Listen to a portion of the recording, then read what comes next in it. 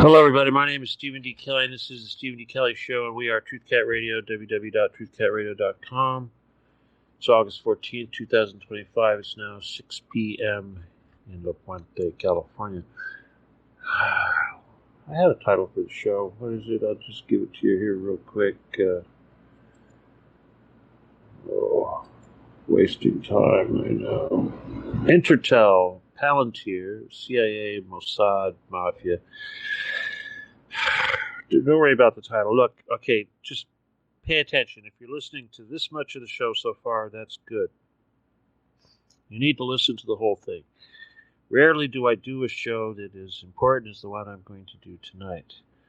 Mostly because the information is going to affect every single one of you probably for the rest of your life, and if this doesn't give you motivation to complete our mission and let you visually see exactly the nature of the enemy that we're dealing with and what they have done and are doing to you as we speak,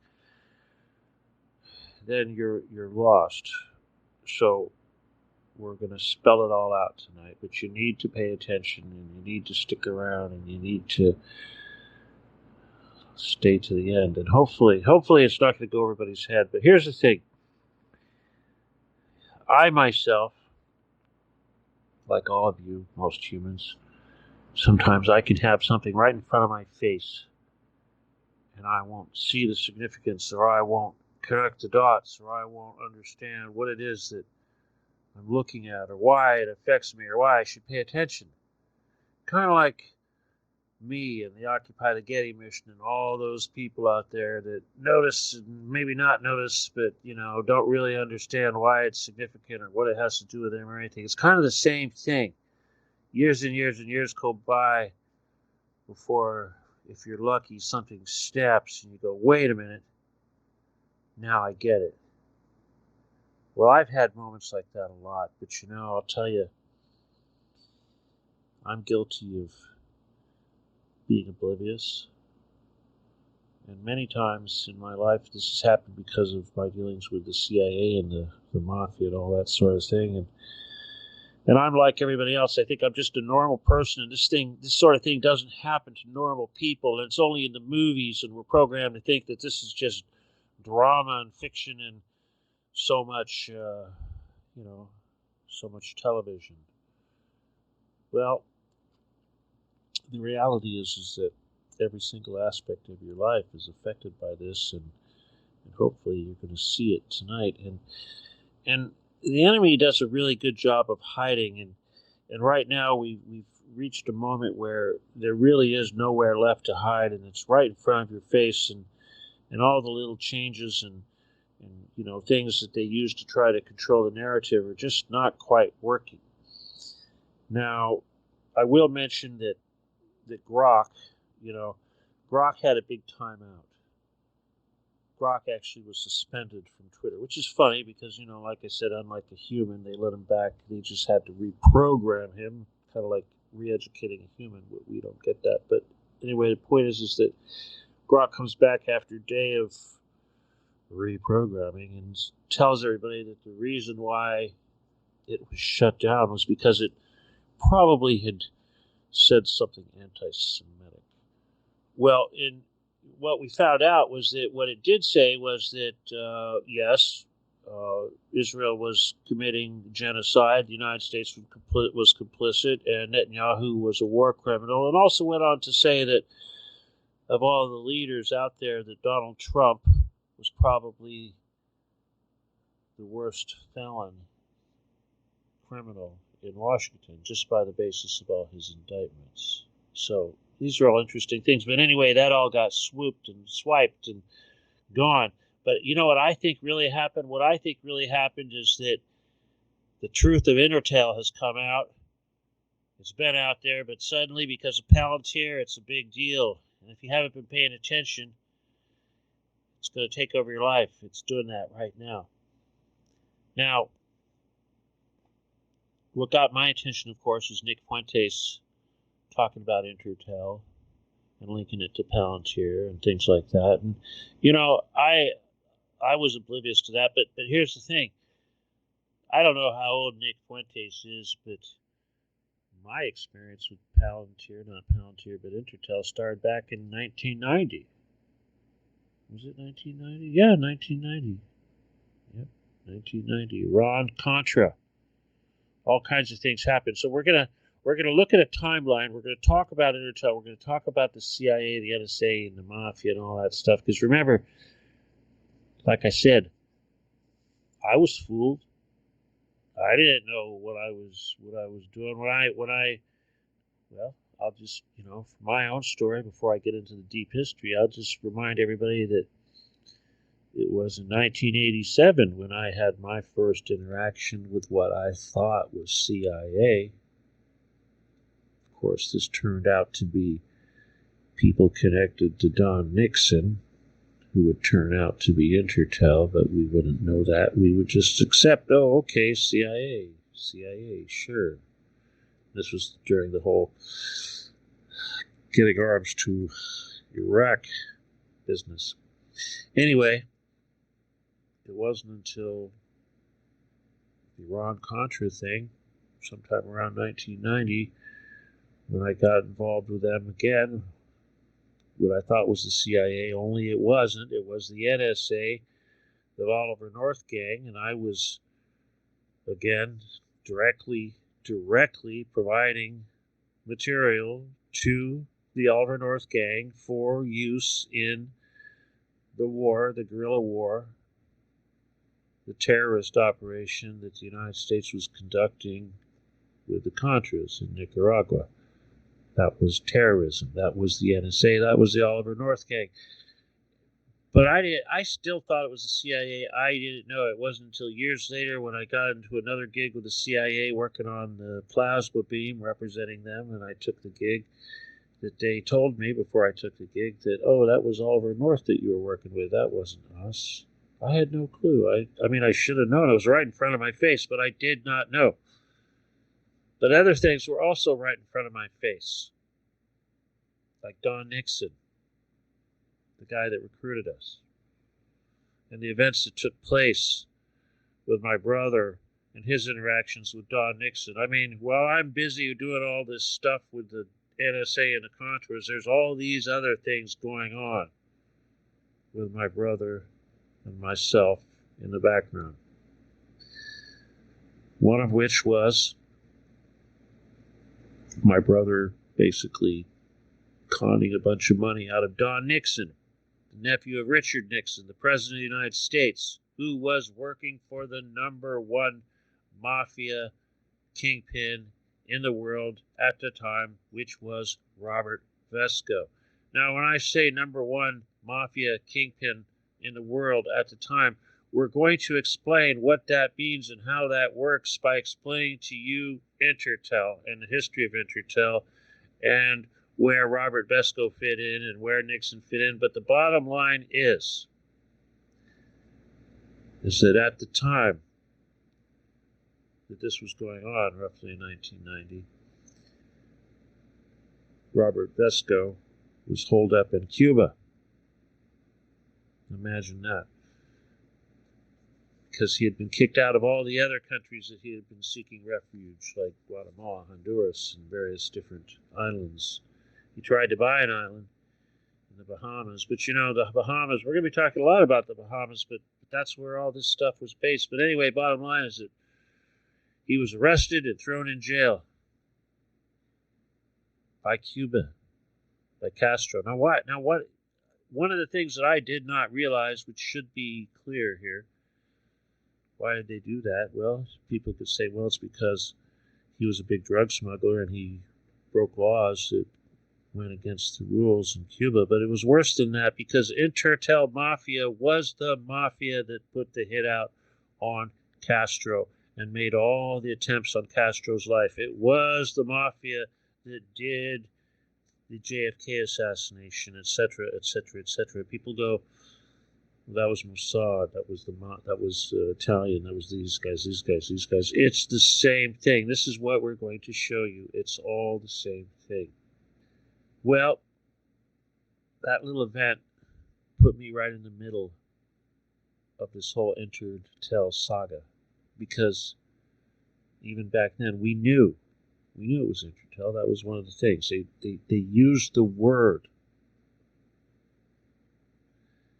Now, I find it funny because there was an idiot in one of these little groups that I'm in, Tinfoil Hat Group, BMC, whatever. Some guy, he does countertops for a living, trade guy. But he gave me shit because I said, hey, I'm doing a show tonight about, I'm going to explain the connection between Intertel and Palantir and the Mafia and Mossad and the CIA and everything, and I'm going to put it all together for you. And he says, you're just saying that you were working for Intertel because Nick Fuentes mentioned it. Again, I don't know how old Nick Fuentes is, but my association with Intertel is, let's see, what is that, 35 years old? 35 years old.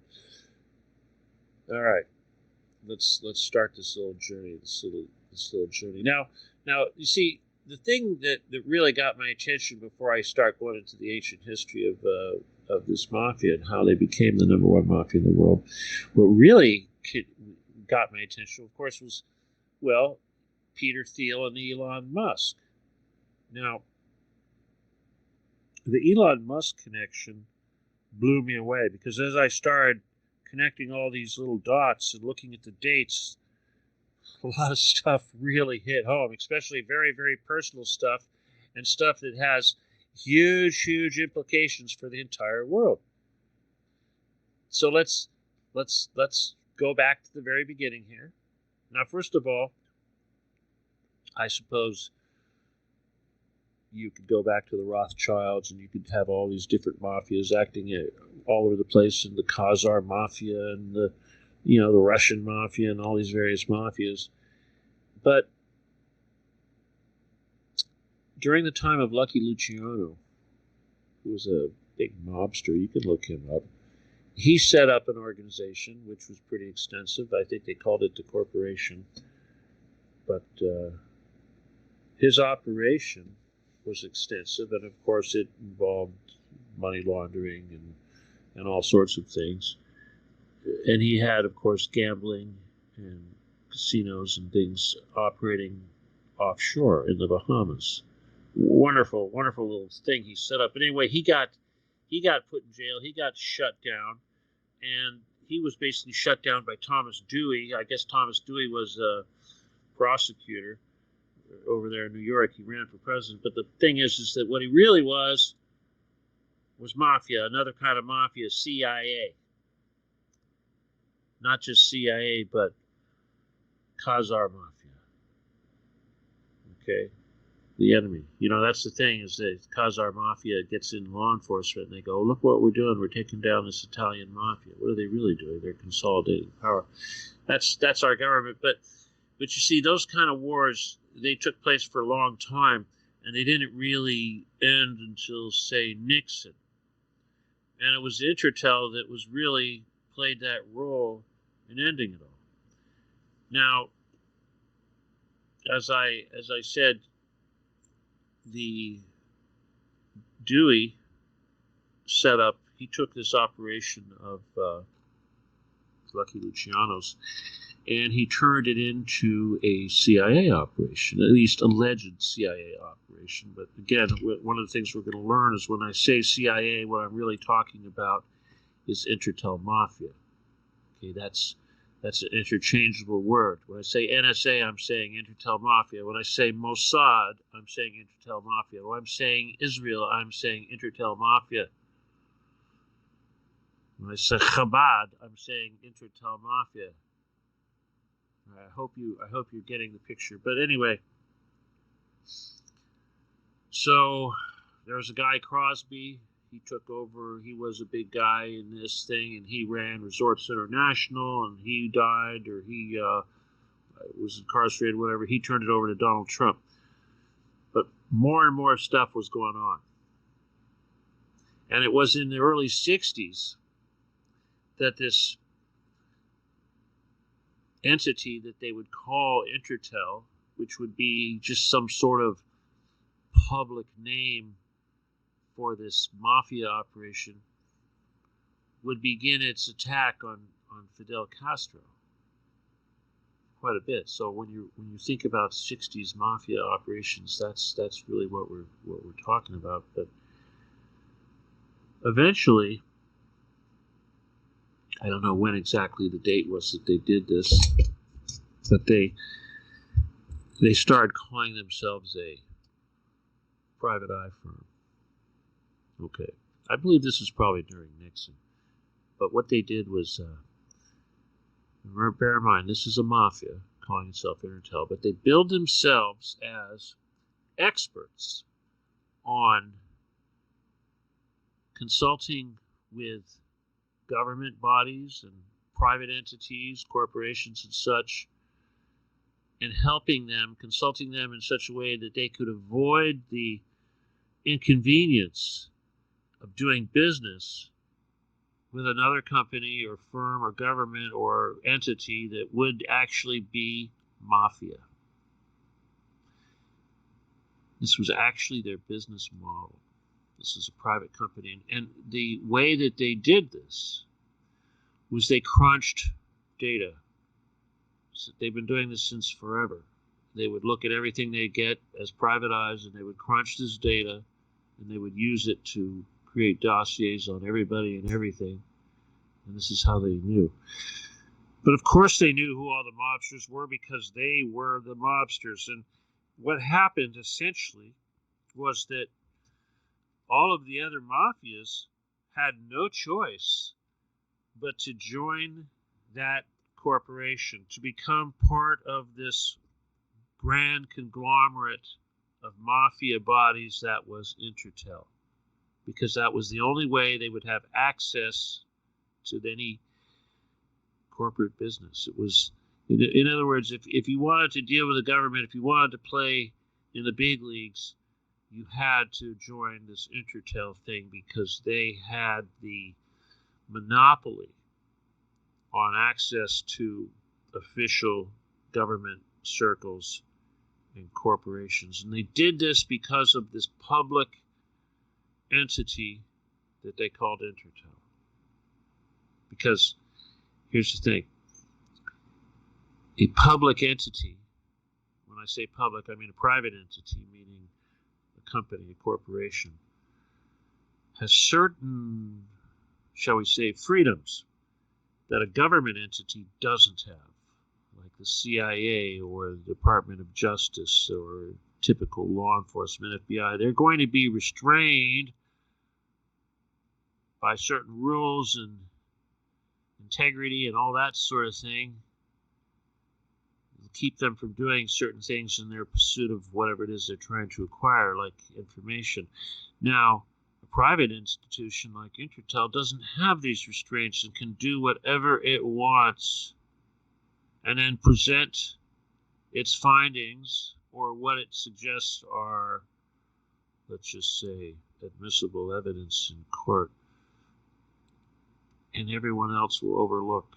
And this is something that you'll see is very common now. Even when we talk about real estate fraud and government takeover of real estate, you're seeing private enterprises, billion-dollar corporations, developers becoming quasi-public institutions, public entities, by creating homeowners associations and housing ventures and complexes. And this is happening all over, and this is how they create slush funds. This is mafia. You're going to see that everything we talk about is mafias. But anyway, this is what they did.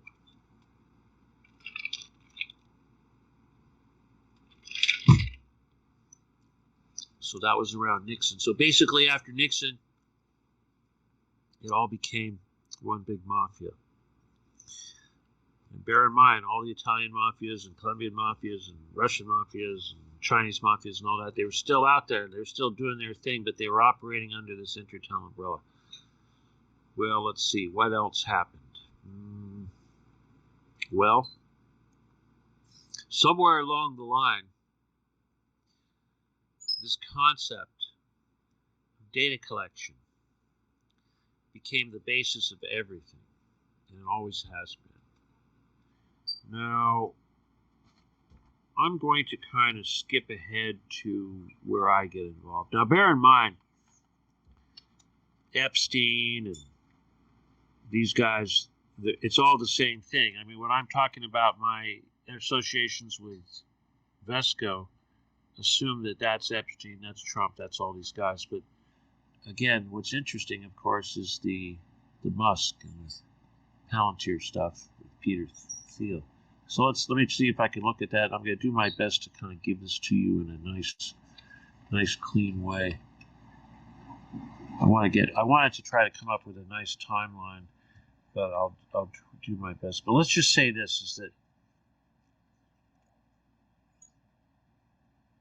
well, let's see, what was it? Oh, okay, here we go.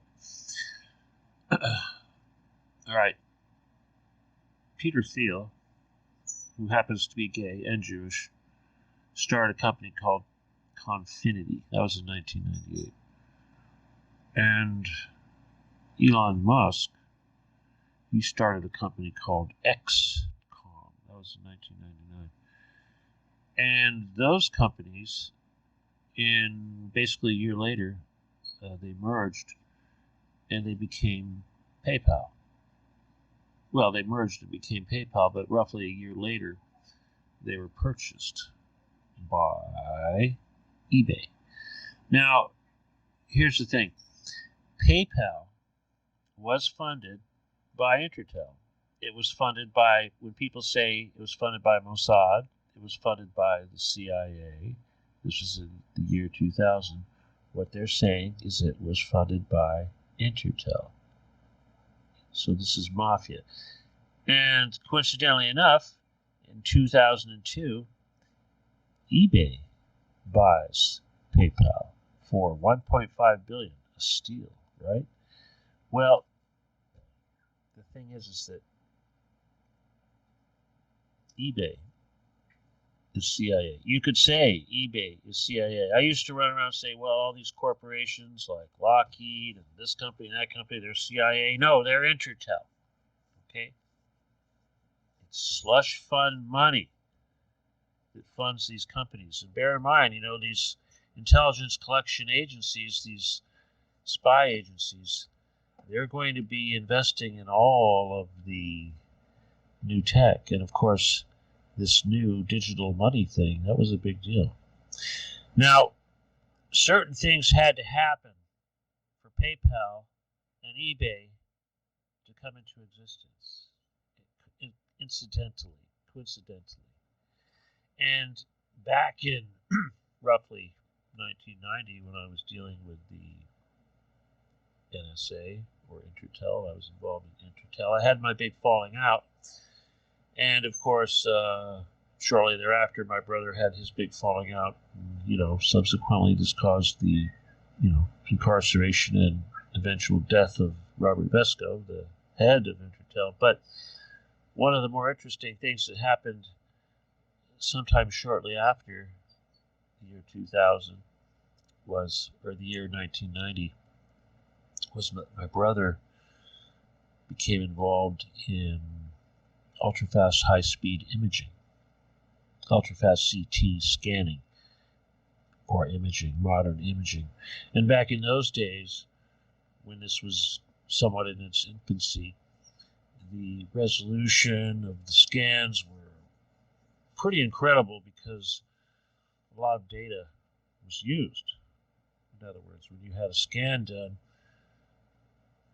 you got the full treatment. Of course, if you go have a scan now, you're only going to see segments. You're not going to see the full body digitized. But back then, that's how it was done. But what's important is that this was a medical procedure. It was digital. It was being performed at a location where these machines were that had computers that would store this data. And this data had to be able to be available to general practitioners, doctors, whoever down the line, medical personnel that would want to review these images for the purposes of diagnosis and treatment. That's the purpose of the whole technology.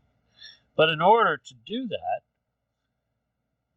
a method had to be created so that these files, these digital images, these medical images, these private images of a person, these scans, could be sent over the internet and retrieved by the private doctor without anyone along the way gaining access, compromising it, and, ruining the whole HIPAA thing, the Health Information Privacy Act, which basically says that anytime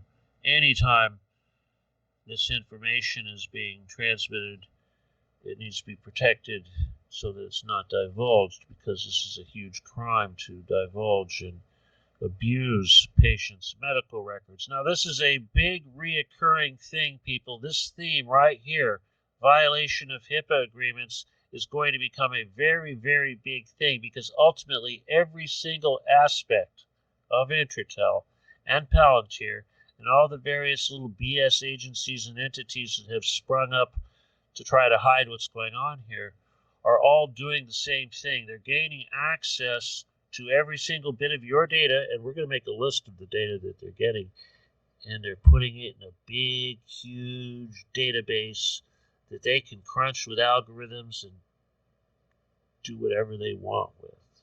That's Big Brother. That is the worst case scenario that's happening right now.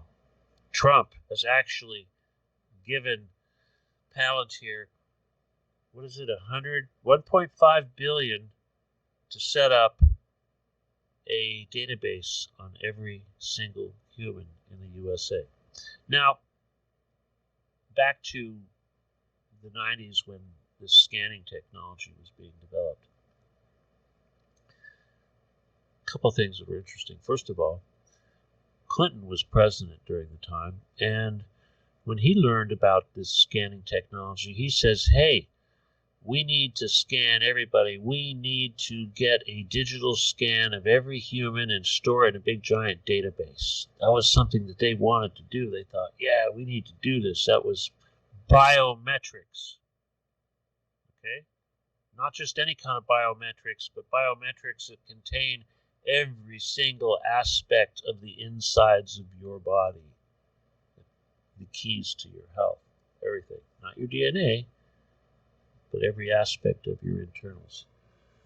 Now, again, like I said, in order for this information to be sent over the internet, it had to be encrypted so that it was private and it could be recovered and decrypted and recovered, and no one else that wasn't supposed to have it wouldn't get it. Well, here's the thing. My brother invented high-speed internet encryption for this purpose. He basically paid somebody in India to write the software and then patented it. Anyway, without this high-speed internet encryption, there would be no eBay, no PayPal, no internet as we know it, nothing, none of that. No Amazon, no YouTube, none of it. It all depends on high-speed internet encryption. So, this is where it starts. Now, we like to say, those of us that are inventors and we're in the business, we used to know there's certain things we didn't say, we didn't write down, we didn't talk about over the phone, we didn't email. If you had information that you didn't want the CIA to have, you didn't put it out there. Okay? You didn't say it. Because we knew. That was just one of the things we knew. Business ideas, this or that, whatever. But you know what? High-speed internet encryption, are you kidding? They ran with that. They took that and they created the world that we know today. So does it surprise you that eBay buys PayPal, or that PayPal was Intertel, CIA, that they created the software for it, or guys like Musk or Thiel were involved? Why were they involved? They're Intertel. Intertel goes out and gets everybody. They give them money. They invest money in them, just like they gave my brother money thinking he was going to do something, because they thought he was me, of course. And that eventually led to the death of Robert Vesco. Interesting, isn't it? Well, let's go back here, back to Musk. and those guys. So when all that was going on, I had no clue, but the fact that they were Clinton had been doing the Human Genome Project. Maybe you heard about that. Well, that was just being created about the same time that the scanning technology became available, about the same time that high-speed internet encryption was created, and about the same time they realized what they could do with it. Thanks to Mr. Musk and Mr. Thiel. So what happened? Let's see. Let's see. They took their money that they got from eBay, and Thiel, he set up hedge fund companies. He set up Clarion Capital. He set up Valor Ventures. You see, that was in 2010. He set up Mithril Capital, 2012. But in 2004, he set up Palantir. Now, when he set up Palantir, it did nothing but serve the CIA. Nothing but. That was it. Oh, he also bought 10% of Facebook. Now, remember, we're talking about the guys that basically stole high-speed internet encryption, owns 10% of Facebook. Is that a big surprise? Come on. It's like too big to sue. Nobody can sue eBay. Nobody can sue Facebook. Nobody can sue AOL. Nobody can sue any of these big, huge damn things. Nobody can sue Tesla. Nobody can sue Musk. They've got too much money. It's like Trump. You can't sue him. Ought to be a law, huh? Okay, so like I said, Palantir was CIA, 100% CIA. In 2001, we had 9/11. Now, we all know that was a big Intertel, Mossad, CIA false flag. It was Intertel. You don't even need to say Mossad. It was Intertel. Either way, 2001. The CIA had the spy gear. They had the phone taps. They had everything. They were already collecting all the communications. They had their Echelon. They had their Wildfire. And then after 9/11, they had their Patriot Act. But most importantly, they had the algorithms that allowed them to crunch all this information and find what they were looking for. And that was the basis of Palantir, because basically, after 9/11, after a few years, they had to stop the intruding on the rights of Americans and the outright spying on everybody, because it kind of looked bad that the U.S. government was getting busted spying on everybody. So they shifted it to a private firm with no transparency and no oversight, and that was Palantir. That was 2004. And so, like I said, for years and years, they only did CIA work. That's all they did. And then they started doing their whole medical crap and what have you, but it was Intertel the whole damn time. Now, Musk, he took his money from this, $1.5 billion sale to eBay, and he started SpaceX. Oh, yeah, what a great idea, SpaceX. Who do you think funded SpaceX? Intertel, the CIA, the Department of Defense, the government mafia, the mafia that was the government. We didn't even talk about Howard Hughes. I should talk about Howard Hughes really quick. There was a little story here. Maybe I can find it. It was in Harper's Bazaar. Don't let me forget Datavant. It's one of the latest companies that just bought it. Just bought Intertel. Hey, before I start talking about Howard Hughes, I'm just going to mention Intertel became, what do they call themselves? Here it is. Ontellus Company. Okay? A medical canvassing group. We'll talk about what that actually means, medical canvassing. But that wasn't that long ago. Now that's basically when a big fish swallows a little fish, but then it assumes the identity of the little fish. Okay, and in this case, Intertel buys Ontellus, and then calls itself on Telos like it's like, what? Intertel, what? We're on Telos. We're on Telos. Intertel, that's an on Telos company.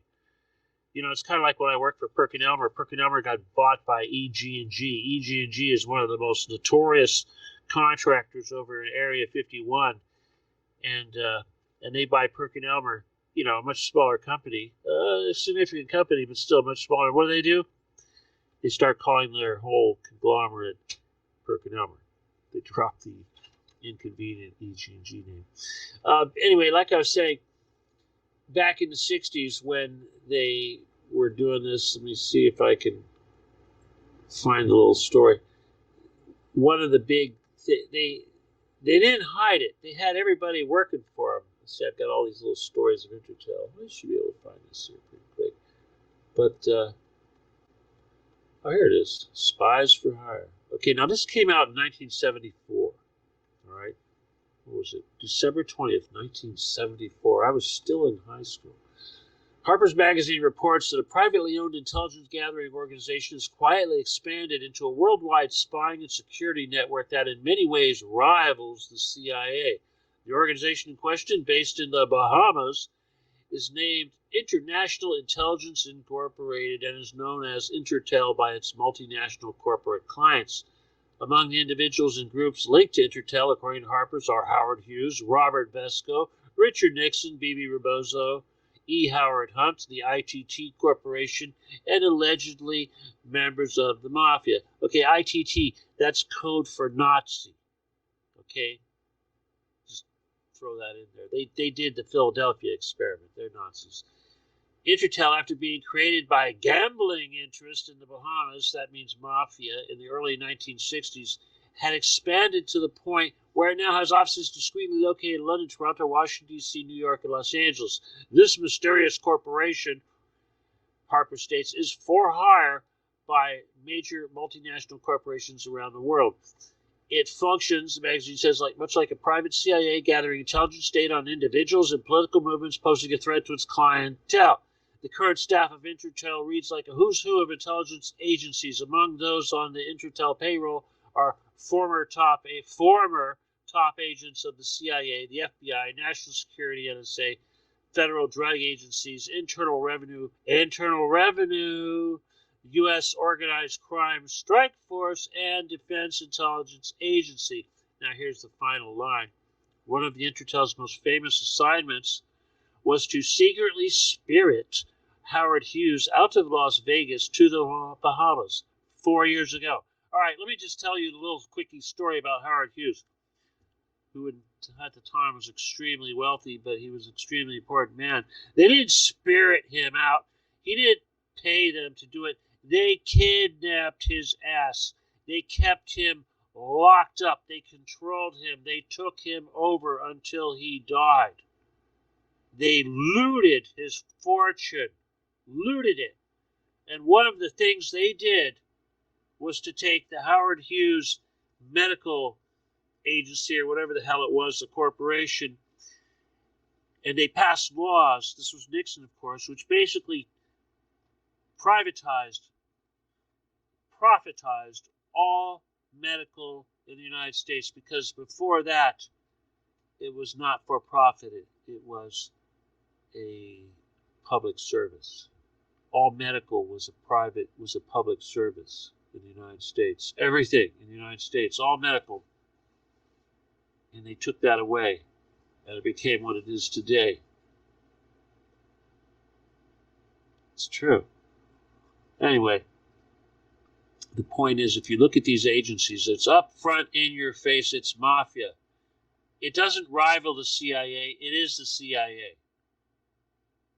It smells like Mafia, it is Mafia. It's in the Bahamas because it's Mafia, just like Epstein, just like Epstein Island, just like Vesco, all that shit. It's offshore. They did illegal crap. Why did they have people in the organized crime strike force? So they could prey on the other mafias until they all became Intertel. Why did they have people in the IRS? So they could screw with your tax records and they could find out dirt on you. But they decided that the real pay dirt, of course, was in medical, and that's why they went into that whole so-called medical canvassing thing. So now, what they've done, and by the way, as I mentioned, this company I was just telling you about, Ontellus, it just got bought. It just got bought by another company, supposedly. I don't have it in front of me now, but Data, whatever, I said the name earlier. Anyway, that just happened this year. This is how they hide this crap. Let's talk more about what Ontellus does.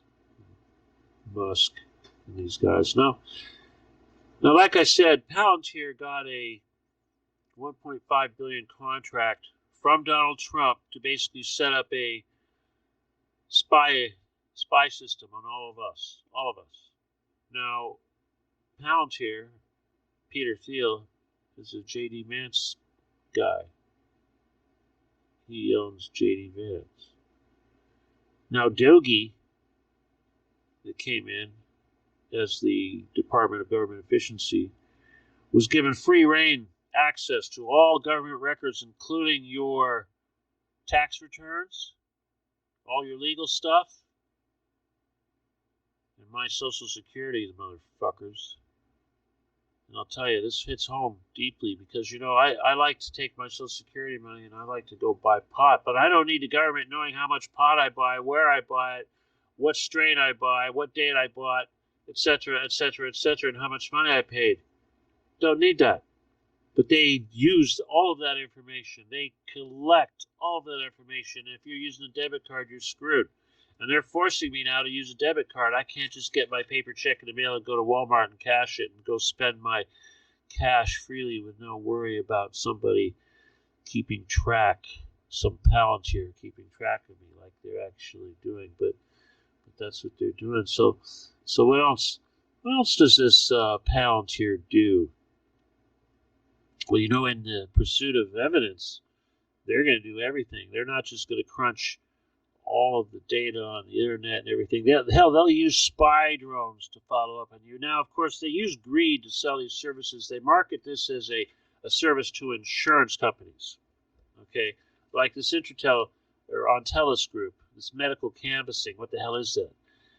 Okay, insurance claims, fraud investigation.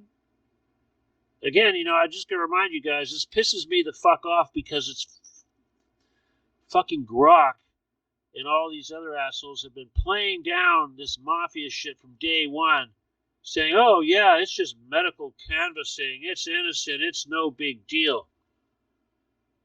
These are the same guys that wanted to build a database of whether or not you took your shot, your COVID shot. They were going to do that.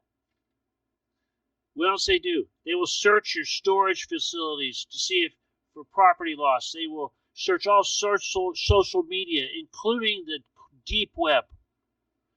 They will search all your past treatments for medical history. They will verify all insurance coverage and dates versus date of injury. They're actually involved. They will look for drug addiction.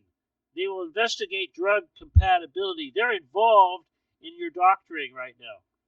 Attorney information, any information legally, they're going to know. They're going to dig deep. And they're only going to provide what's court admissible. But you know what? All of this is a violation of HIPAA. All of this is CIA. All of this goes through Israel. All of this is mafia. It's all going through Israel. Israel has complete control because that's just where the mafia is. And Musk, when he came in there with his Doge and was given access to everything, guess what? That's gone now. But you know what? All those Doge people, they're Palantir people. They're all CIA. They're all NSA. And they're going to spy on you, and they're going to know everything about your education, your health, your taxes, your Social Security. They're going to have all your imaging records. Imaging, there's that imaging again. Your emails, your phone calls, all your social media, all your internet.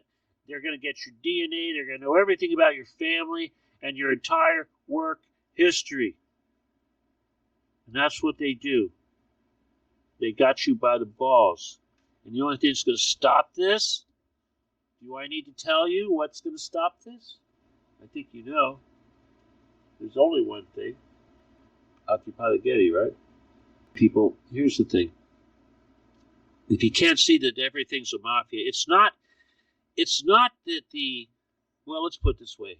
The CIA doesn't control the mafia. The mafia controls the CIA. The CIA is the mafia. Everything that you want to blame on whoever, 9/11, Israel, Mossad, Intertel Mafia. JFK assassination, Intertel Mafia. COVID, Intertel Mafia. All the wars, Intertel Mafia. Everything. Donald Trump, Intertel Mafia. Every fucking thing they're doing, Intertel Mafia. Let's not forget Tesla and Boring Company and all that. You're lucky they didn't get their vaccine ID shit, but they're going to get it anyway. It's not going to matter because they're going to have all your DNA and everything in one big database. And you know what? Ultimately, it all goes back to that internet, that high-speed internet encryption that made it all possible way back when. I suppose I had a little role with the whole computer technology. But either way, if you can't see by now that there is no government, there's no law enforcement, there's no political parties, there's no borders, nothing. It's just a big mafia war going on. This is what we need to focus on. Yes, and obviously Occupy the Getty is the answer. Because those Getty guys, those Nazis, all that stuff, that is Intertel. It's always been Intertel. It's all Intertel. It is the corporation that holds all these things. And I'll tell you, every day these guys, their money, these CIA guys, these mafia guys, they're buying up companies that have access to medical data, and they're making it all part of this big giant group, all connected to this Palantir crap, this internet, this Intertel crap, this mafia spy gear. Every day. So, at the very least, this entire thing is one big HIPAA violation. All of it. But because these companies are sounding legit, hey, insurance, that's a big scam. They need this information, right? So they can deprive you of your benefits, and they can say, hey, you went to the health club, you're smoking pot, you did this, you did that, you're not going to get paid. We're going to take away your social, we're going to take away whatever. It's coming. We're going to turn off your computer. It's coming. Social credit scores, it's all coming. And nothing can stop it except for Occupy the Getty.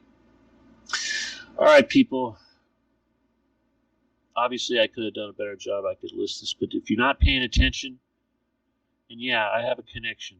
Been connected to it since like forever, and so yeah, I should have seen it, but now, if you don't see it, and you don't do anything about it, or you're just gonna live with it, it's already too late. It may be too late, but who cares? You still need to keep working on this Getty thing, because if you haven't learned anything, it's they know everything about you already, everything.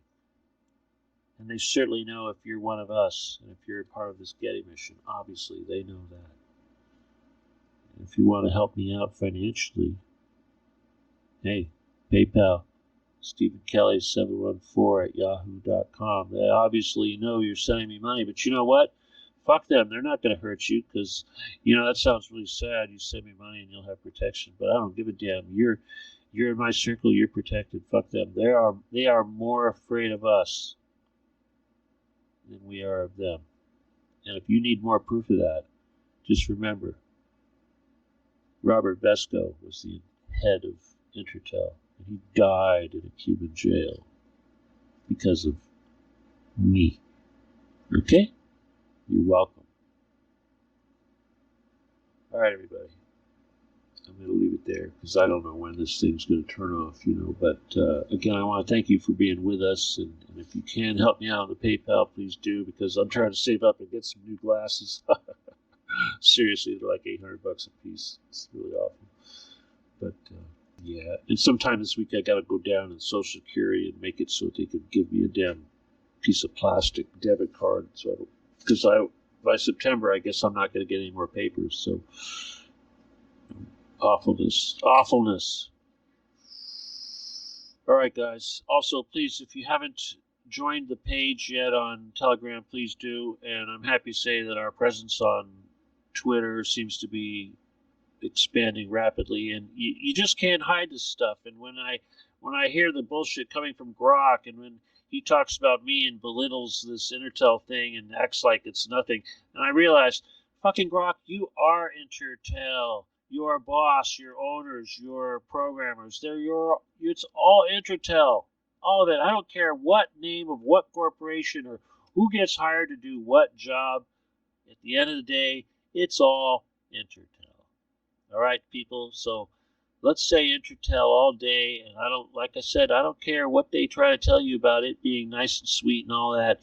It is mafia, Intertel Mafia. It's all mafia. Let's stop blaming the Jews or blaming the Democrats and the Republicans or whatever. It's the fucking mafia. Which mafia? The Intertel Mafia, the international Intertel Mafia. That's all we need to remember. Let's blaze that into their memories of everybody. And how does that serve us? Because the Intertel Mafia is the Getty. Getty is Intertel Mafia. And by occupying the Getty, we destroy the enemy. Who's the enemy? The Intertel Mafia. You want to put a name on it? It's all those people, but they are the Intertel Mafia. Again, I want to thank you all for being here. Please tune in and please join my Telegram group, Occupy the Getty /Stephen Kelley, and get active. Spread the word. And if you can help me out with this video here and teach more people about this Intertel stuff and this Palantir stuff and make sure that everyone understands that it's one big mafia, maybe we're going to get somewhere. Okay? So keep doing it. It seems like it's working. And it's working because of you. Yes, Trump is a pedophile. Let's not forget that. They're all pedophiles. And what else? They're all Intertel. Good night. My name is Stephen D. And this is the Stephen D. Kelley Show. And we are TruthCat Radio. www.truthcatradio.com. It's 73 degrees Fahrenheit and sunny. Beautiful downtown La Puente, California. It is now 6:53 p.m. and it's still August 14, 2025. And once again, I want to thank you for being with me, all of you. And can't do it without you, okay? Make me famous, people. Remember, I'm the only one you know who was part of the Intertel Mafia. Not just part of the Intertel Mafia, I killed their boss. I got their boss killed. I got him in the damn jail. All right? You don't believe it? Talk to Rambo. But guess what? I don't need to make this shit up. It's real. Okay? Let's run with it. Okay, people? Thank you so much for everything. Please keep it up. You are truly the hero Jedi. I love you all. Good night. God bless. Adios. And goodbye.